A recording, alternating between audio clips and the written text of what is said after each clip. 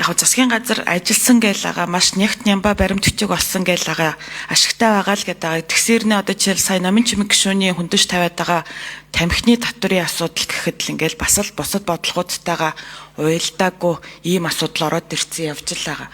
Тэгэхээр хамгийн гол нь тэн дээр чи эргэлзээд байгаа байхгүй да. Тэгээ нөхцөл байдал өөрчлөгдөж байгаа гэдгийг бол одоо бид нар ялангуяа аюулгүй байдал гадаад бодлогын байнгын орон дээр ярих хэрэгтэй. Энэ одоо дэлхийн худалдааны дайн эхэлж байна. Нөгөө Трамп тариф энтергээ засгийн газраас бас яриад байгаа зүйлүүд дээр яг эн чи нөхцөл байдал бас өөрчлөгдөж байгаа зүйлүүд байна шүү дээ. Тэгэхээр тэр болгон дээр бид нар маш их юм одоо ухаан зарж ийж асуудлаа шийдэхгүй бол нэг хөгжлийг хойшин татаад байгаа хэсэг бүлэг хүмүүс энэчээ суучаад яриад байгаа юм шиг бас хандаж болохгүй. Энэ нөхцөл байдал чинь маш их тийм өөр болж байна. Тэгээ энэ бүхэнтэй чи яаж одоо уялдж байгаа юм бэ гэдэг ийм л зүйлийг бид нар ярьж байгаа.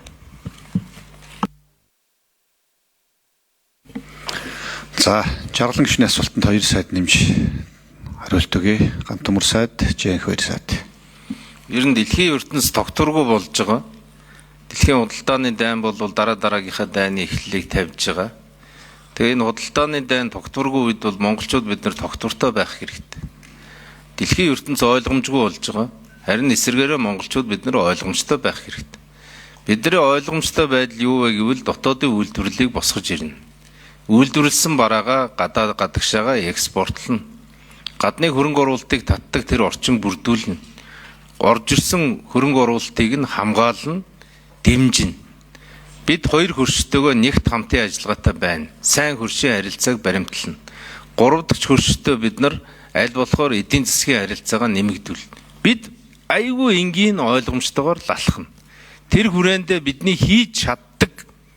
Одоо жишээлбэл цагаан будаа бид нар одоо Оросын холбооны улс руу зарыг гээгүй шүү дээ. Машин хийгээд зарыг гээгүй.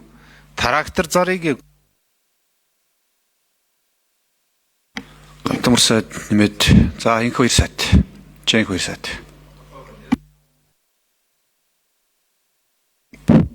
Махан дээр манай мах усруулах үйлдвэрүүд өнгөрсөн 2 жил үндсэндээ маш завгүй ажилласан. Ерөн жилдээ намартаа нэг мал таргалахаа нэг жоох мах үлдэхэл зогсдог байсан. Одоо байнга ажиллаж байна.